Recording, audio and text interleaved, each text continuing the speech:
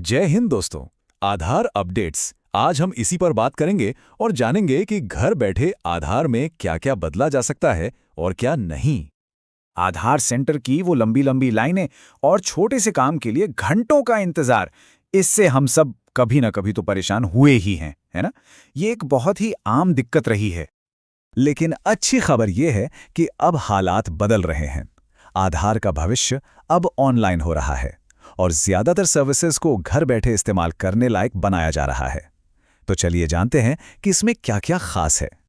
आज की इस चर्चा में हम देखेंगे कि आप घर से क्या अपडेट कर सकते हैं, ऑनलाइन और ऑफलाइन में क्या फ़र्क है, कुछ नियम इतने सख्त क्यों हैं, बच्चों के आधार का क्या प्रोसेस है, आपका डेटा कितना सुरक्षित है और हाँ, भविष्य में क्या नया आने वाला है। तो चलिए सबसे पहले बात करते हैं उन कामों की जो आप अभी इसी वक्त अपने घर पर आराम से बैठकर कर सकते हैं। देखिए, माया आधार पोर्टल या फिर एम आधार ऐप से आप दो बहुत ज़रूरी काम ऑनलाइन कर सकते हैं। पहला अपना पता बदलना, जो कि बहुत कॉमन ज़रूरत है, और दूसरा अपने डॉक्यूमेंट्स अपडेट करना। अगर आपके पहचान और पते के डॉक्यूमेंट्स पुराने हो गए हैं तो उन्हें अपडेट करना बहुत ज़रूरी है। और सबसे अच्छी बात, ये सर्विस फिलहाल बिल्कुल मुफ्त है। अच्छा, सबसे बड़ा कन्फ्यूजन यही होता है कि किस काम के लिए सेंटर जाना है और कौन सा काम ऑनलाइन हो जाएगा। तो चलिए इस कन्फ्यूजन को हमेशा के लिए खत्म करते हैं। बात बहुत सीधी है। घर से आप अपना पता और डॉक्यूमेंट्स अपडेट कर सकते हैं, लेकिन अगर आपको अपना मोबाइल नंबर, जन्मतिथि या नाम में कोई बड़ा बदलाव करवाना है तो उसके लिए आपको आधार सेंटर जाना ही होगा। पर कभी सोचा है कि मोबाइल नंबर और जन्मतिथि जैसे अपडेट्स के नियम इतने सख्त क्यों हैं? इसके पीछे सिर्फ और सिर्फ एक ही वजह है, और वो है आपकी सुरक्षा। चलिए सबसे पहले उस सवाल को लेते हैं जो हर कोई पूछता है, हम अपना मोबाइल नंबर ऑनलाइन अपडेट क्यों नहीं कर सकते? इसकी वजह बहुत गंभीर है। आपका मोबाइल नंबर, खासकर बैंकिंग में, आपकी डिजिटल चाबी जैसा है। सोचिए, अगर कोई आपका नंबर ऑनलाइन बदल दे तो वो आपके सारे ओटीपी चुरा सकता है, आपके बैंक अकाउंट्स खाली कर सकता है और आपके पूरे आधार पर कब्जा कर सकता है। इसी बड़े फ्रॉड को रोकने के लिए इसे इतना सुरक्षित रखा गया है। और ठीक इसी तरह जन्म तिथि यानी डेट ऑफ बर्थ को बदलना भी जानबूझकर बहुत मुश्किल बनाया गया है। ये सख्ती इसलिए है ताकि कोई नौकरी पाने या सरकारी योजनाओं का गलत फायदा उठाने के लिए अपनी उम्र न बदल सके। इससे आधार के डेटाबेस की सच्चाई बनी रहती है। इसीलिए यूआईडीएआई अब सिर्फ सरकारी जन्म प्रमाण पत्र जैसे पक्के दस्तावेजों को ही मान रहा है। चलिए अब दो और बड़े कन्फ्यूजन दूर करते हैं। पहला, बच्चों के आधार का क्या नियम है, और दूसरा, क्या आधार नागरिकता का सबूत है?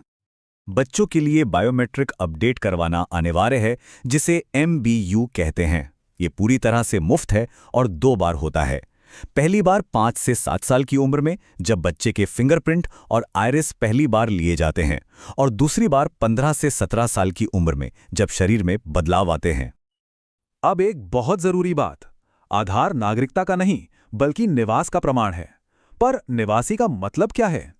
आधार एक्ट के मुताबिक निवासी वो इंसान है जो अप्लाई करने की तारीख से ठीक पिछले 12 महीनों में कम से कम 182 दिन भारत में रहा हो। तो इस बात को एकदम साफ साफ समझ लीजिए, आधार आपके भारत में रहने का सबूत है, आपकी नागरिकता का नहीं। ये बात आधार एक्ट के सेक्शन 9 में साफ साफ लिखी हुई है। जब इतना सारा पर्सनल डेटा एक जगह पर है तो एक बड़ा सवाल उठता है कि इसे सुरक्षित कैसे रखा जाता है। जरा इस सिस्टम के स्केल को समझिए। हर दिन एवरेज 9 करोड़ बार आधार ऑथेंटिकेशन होता है। जी हां, 9 करोड़ बार रोज। ये एक बहुत ही बड़ा नंबर है। और इस बड़े सिस्टम को सुरक्षित बनाने में एक नई टेक्नोलॉजी बहुत मदद कर रही है, और वो है फेस ऑथेंटिकेशन। ये किसी भी नॉर्मल मोबाइल फोन पर काम करती है और इसके लिए किसी खास फिंगरप्रिंट या आइरिस स्कैनर की जरूरत नहीं होती। देखिए, सुरक्षा की ये लड़ाई कभी खत्म नहीं होती। जैसा कि यूआईडीएआई के सीईओ ने खुद कहा है, ये एक चूहे बिल्ली का खेल है। हमें हैकर से हमेशा एक कदम आगे रहना पड़ता है। लेकिन इन सारी चुनौतियों के बावजूद एक बहुत बड़ी और अच्छी खबर यह है कि आधार का जो मेन डेटाबेस है, जिसे CIDR कहते हैं, उसे 2009 से लेकर आज तक कभी भी हैक नहीं किया जा सका है। तो ठीक है, ये तो हुई आज की बात। पर भविष्य में आधार को लेकर हमारे लिए क्या नया आने वाला है? सबसे बड़ा अपडेट जिसका हम सबको इंतजार है, वो है मोबाइल नंबर को ऑनलाइन अपडेट करने की सुविधा। उम्मीद है कि फेस ऑथेंटिकेशन टेक्नोलॉजी की मदद से ये सर्विस इस साल के अंत तक शुरू हो जाएगी। ये पूरी कहानी हमें एक बहुत बड़े और जरूरी सवाल पर लाकर खड़ा करती है। जैसे जैसे हमारी दुनिया डिजिटल हो रही है, हम सुविधा और सुरक्षा के बीच सही संतुलन कैसे बना सकते हैं? ऐसी ही जानकारी के लिए सब्सक्राइब कीजिए ऑल कैन स्टडी को। Thank you. चलिए नेक्स्ट टॉपिक पर मिलते हैं।